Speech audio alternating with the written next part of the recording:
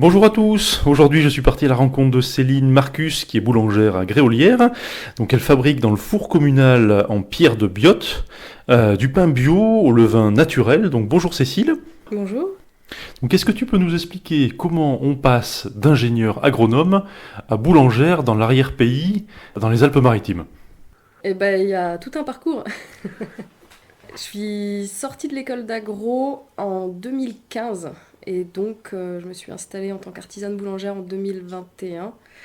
Entre-temps, j'ai travaillé un peu en tant qu'ingénieur agronome et j'avais toujours en tête cette idée de faire quelque chose de mes mains, d'utile, de sensé.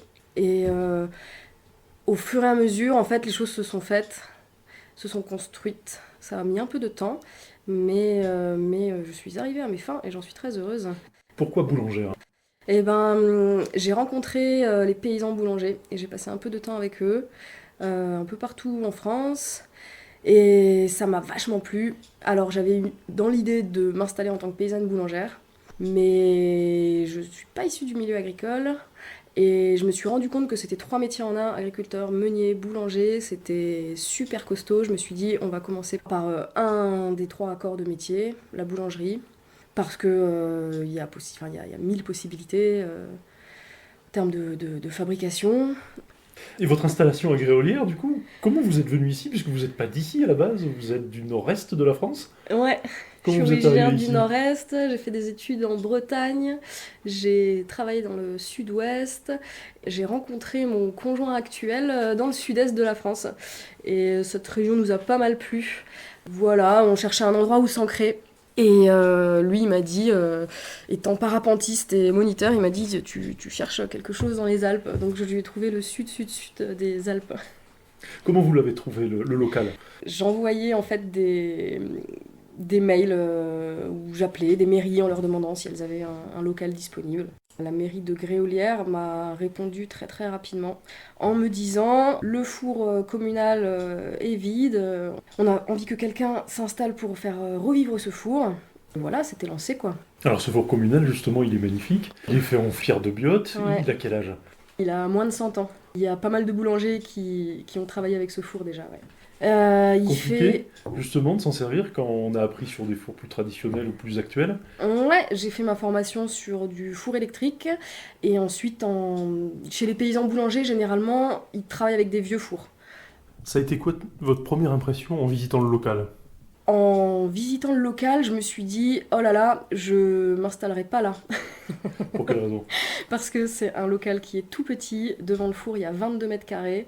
À la base, j'étais partie sur du 40 ou 50 mètres carrés et encore, les gens me disaient que c'était petit. Ensuite, j'avais été en stage chez quelqu'un à Saint-André-d'Embrun qui bossait dans un tout petit fournil, donc je m'étais dit, rien n'est impossible, on va essayer. Dans ce fournil, il y avait une toute petite fenêtre que la mairie a fait agrandir.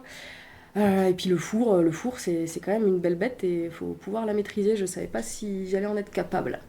Combien de temps pour vous y adapter à ce four?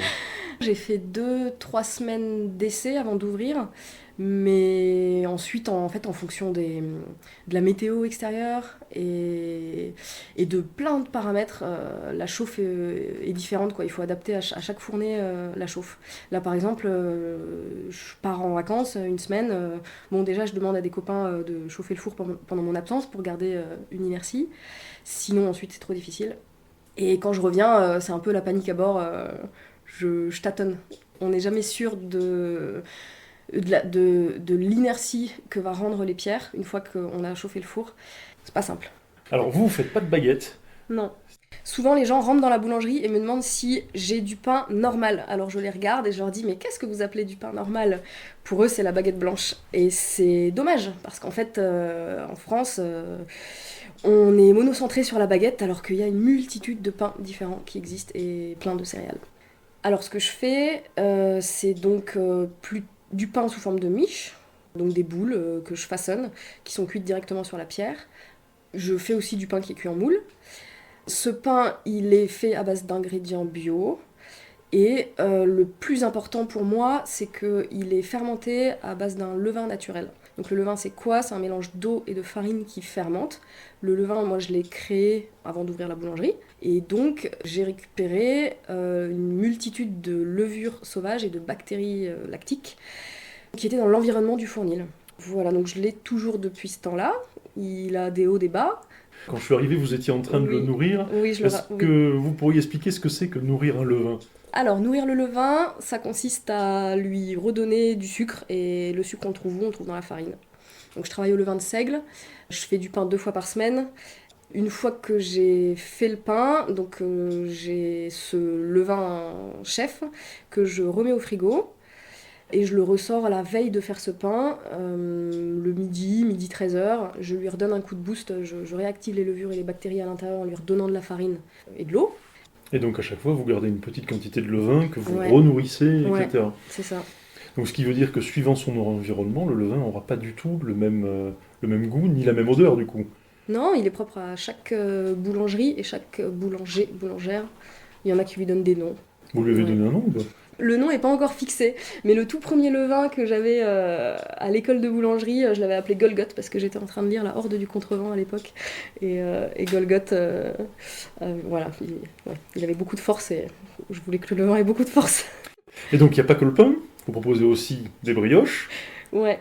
Brioche, j'ai 2 types de brioche. Brioche au beurre, la classique, que je tresse sur plaque, et la pompe à huile.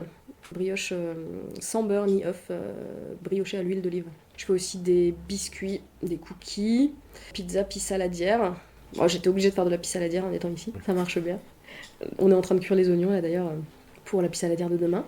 Je fais des bretzels pour faire écho à ma région d'origine. Et en termes de pain, donc il y a toute une gamme à base de pâtes de campagne, donc du blé semi-complet, que je décline en multicéréales, pain aux olives, pain aux noix. Le campagne, c'est mon pain de base, comme vous trouvez une baguette en boulangerie conventionnelle, que je vends du coup 6 € le kilo, qui est très accessible pour un pain certifié Nature et Progrès et panifié de manière très traditionnelle dans un pétrin en bois à la main. Et je propose un pain à base de farine sans gluten, donc riz sarrasin ou riz maïs. Ça plaît beaucoup aux personnes qui ont peut-être trop mangé de gluten dans leur vie et qui veulent vraiment arrêter de manger du gluten.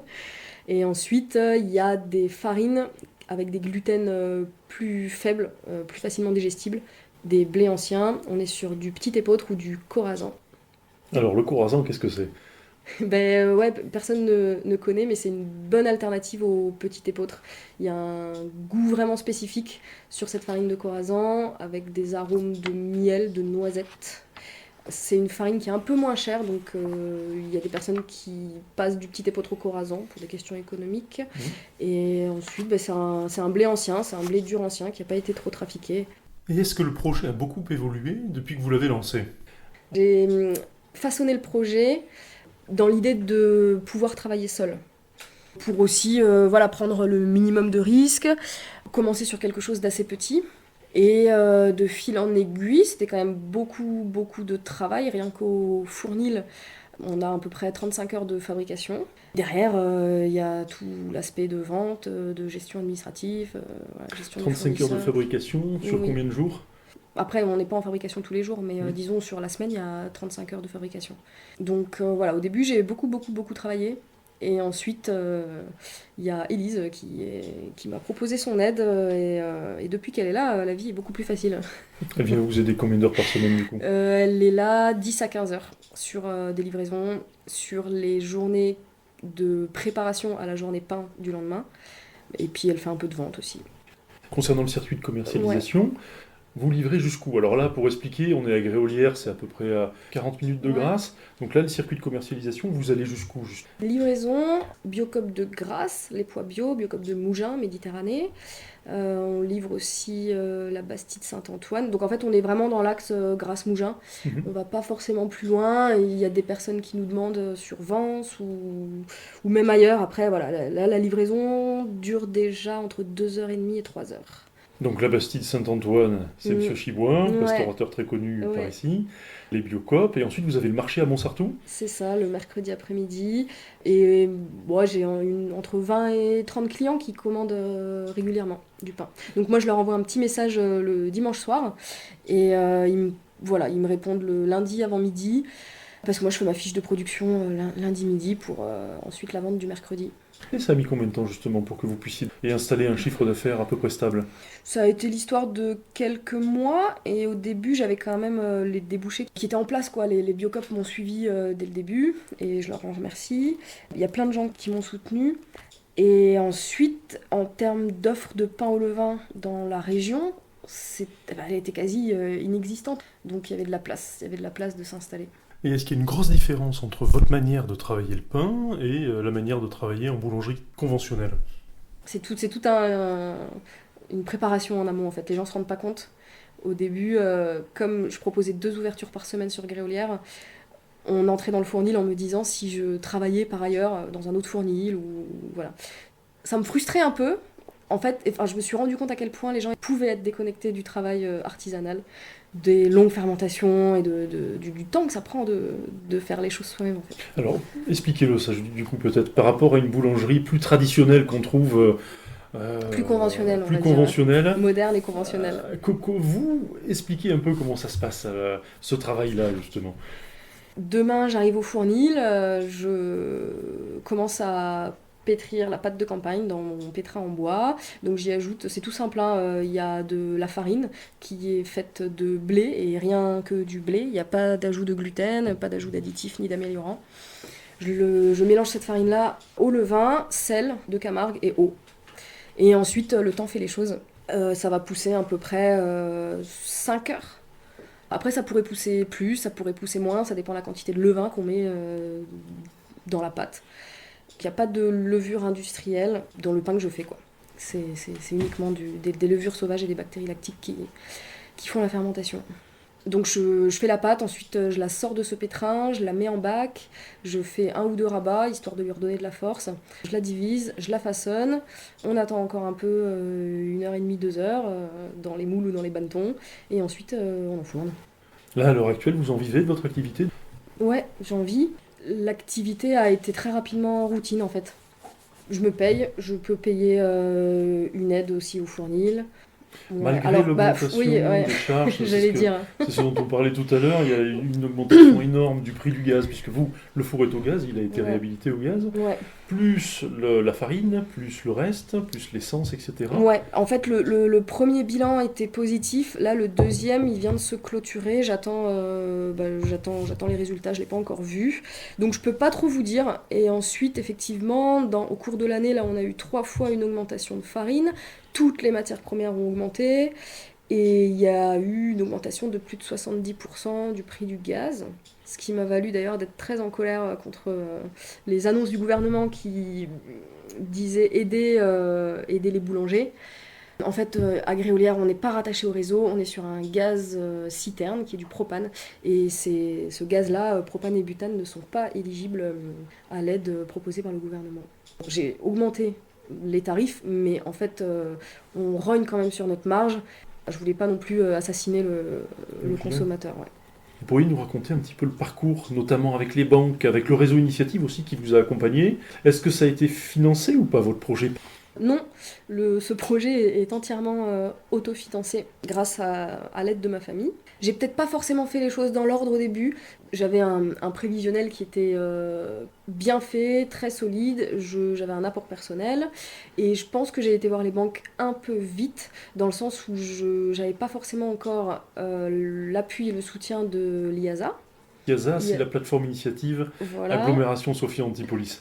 Les banques ont pensé que j'avais trop peu d'expérience ou alors que je m'installais dans un village qui était trop isolé.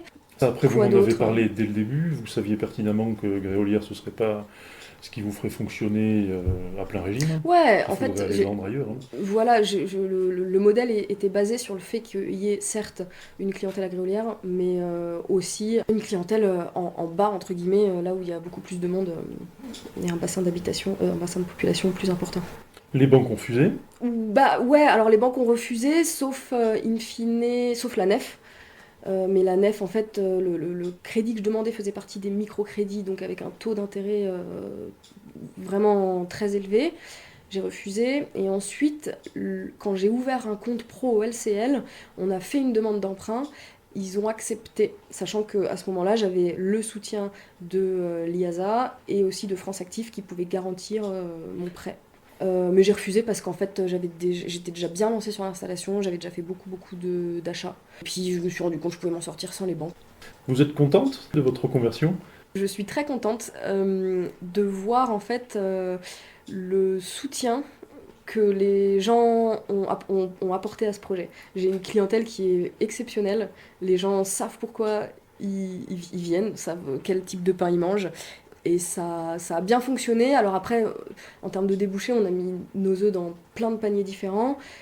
Donc ça, c'est super important, même si ça prend énormément de temps finalement de vendre. J'ai appris énormément de choses. S'il y avait quelque chose à changer ou à améliorer, vous... C'est assez risqué d'installer un projet comme celui-là, assez alternatif finalement. On est très loin de la boulangerie conventionnelle, ouvert tous les jours, qui propose une large gamme de produits.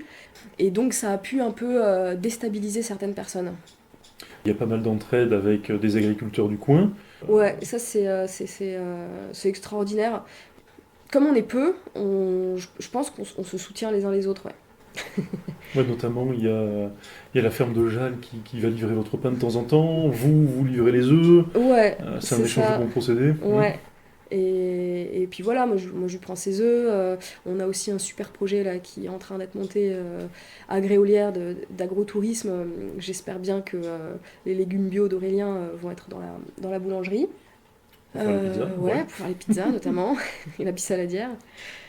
Est-ce que vous auriez des conseils à donner à quelqu'un qui veut s'installer en boulangerie traditionnelle, entre parenthèses?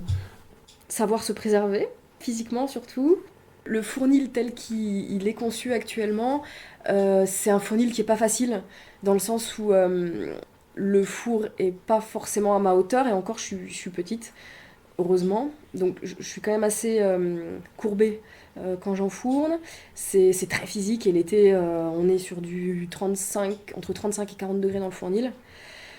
Il y a très peu de machines dans le fournil. Il n'y a pas de chambre de pousse, pas de chambre froide. L'hiver, j'arrive dans le fournil, il fait 16 degrés. Comment je fais pousser mes brioches? C'est un peu compliqué. Au début, je me disais, je veux le moins de machines possible, histoire de rester vraiment dans quelque chose de sobre.